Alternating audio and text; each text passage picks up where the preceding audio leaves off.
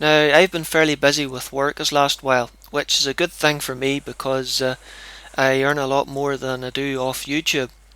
But it means I haven't had much time or opportunity to get out with the air rifle. So I thought I would upload a little bit of vintage HuntersVermin.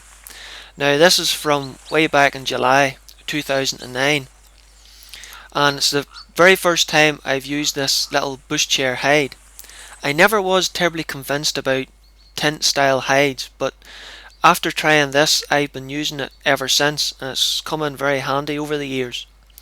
You'll see I haven't quite come up with the idea of covering the whole hide with a camouflage net to help it blend into the hedgerow, nor have I thought about tethering it to the ground to stop it falling over every time I get out of it. But as I say, this was early days yet. Now, this field is just in front of my house, and the farmer here feeds the cattle and a few pedigree sheep from a couple of troughs that he sets out in the summertime each year, and in turn this attracts quite a few young crows and magpies to the area. So I decided to set the little hide up at the side of the hedgerow and sit and wait early one morning to see if I could get anything. Now, those of you who have either watched my Corvid Chaos 1 or Corvid Chaos 2 DVDs will probably recognise this area, as I filmed some of the hunting footage for them in this exact same spot using the same technique some years later on. But this year being the first year I've tried this, the grass and the weeds were that long it was making it difficult to see the birds and capture the shots on camera.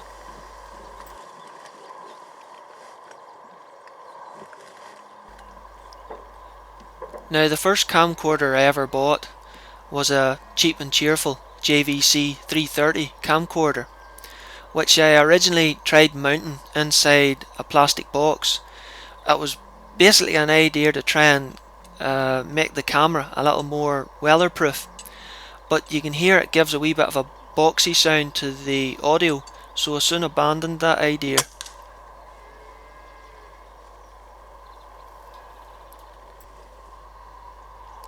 You can see that the grass and weeds is that long that you can't really see the birds until they set up onto the top lip of the trough, where I can get a shot at them. Oh, just missed that one.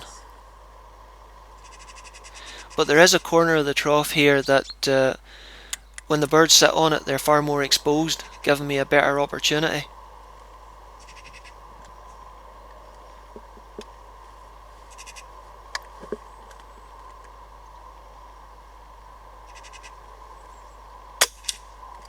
Oh, I just missed that bird.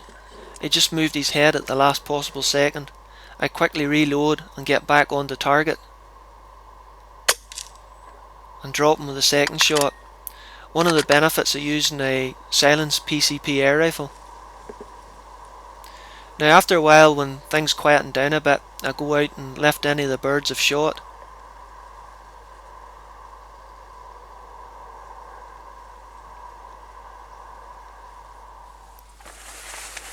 Then get myself back into the hide again.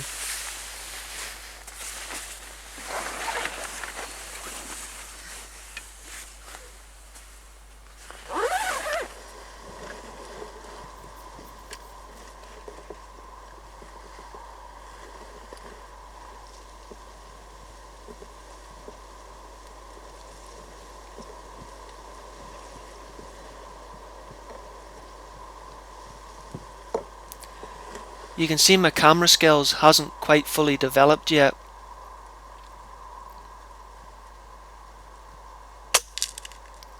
But I still just about managed to get the shot on camera.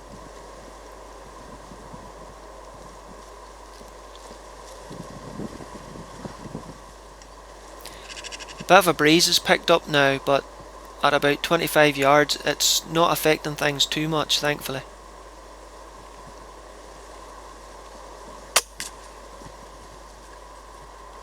And I drop another one.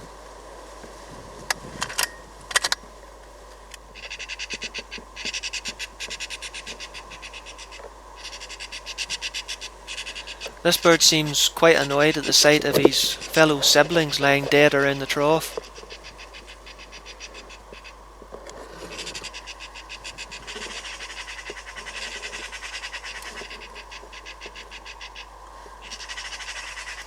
He's moving his head about quite a bit, but when he finally holds it still enough, I take the shot.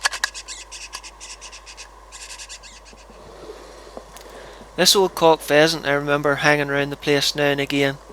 He had a bit of a limp, not really my doing now, I left him well alone.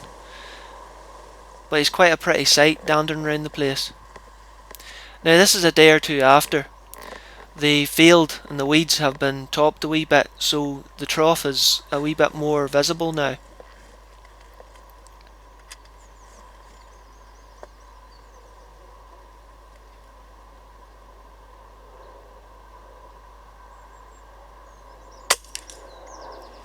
And I drop the first magpie of the morning. Now this collared dove comes down. There's always one or two collared doves hanging around the farmyard here, but I leave them well alone, as collared doves are fully protected in Northern Ireland for some reason.